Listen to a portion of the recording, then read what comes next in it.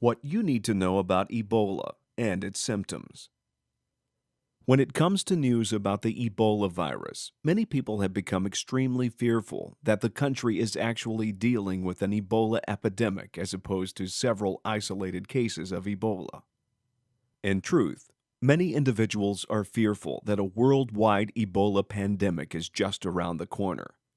As a result, people are turning to virtually any avenue possible to find out more information regarding what they need to do in order to protect themselves and their loved ones. This 7-part Ebola survival guide can help you learn the things you need to know about the disease and what to do in order to protect yourself and your family. What is Ebola? This part of the Ebola survival guide will help you better understand exactly what Ebola really is. The biggest problem is that many people had only heard of the disease in passing up until recently, and as a result, the overwhelming part of the general population is not fully aware of what the disease is or why it exists. Furthermore, many misconceptions have been developed in television and film. This has led some people to believe that the disease consists only of what they see in the movies. As is typically the case, the things that are seen in the movies are not necessarily true.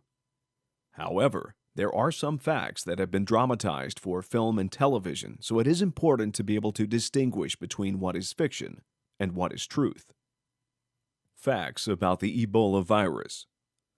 The fact that the disease is occurring in numbers that have not been seen in modern times is true.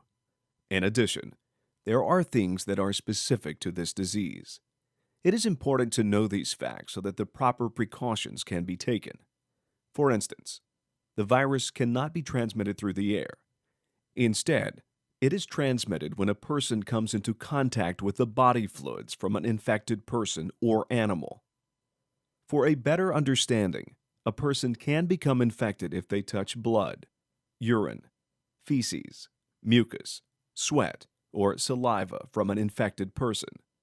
The same is true for an infected animal. It appears that the disease can be transmitted from animals to humans and from humans to animals, and it does not appear that most animals are immune to the disease. By the same token, it can also be transmitted from person to person if physical contact is made, as has obviously been the case for those who have already been infected.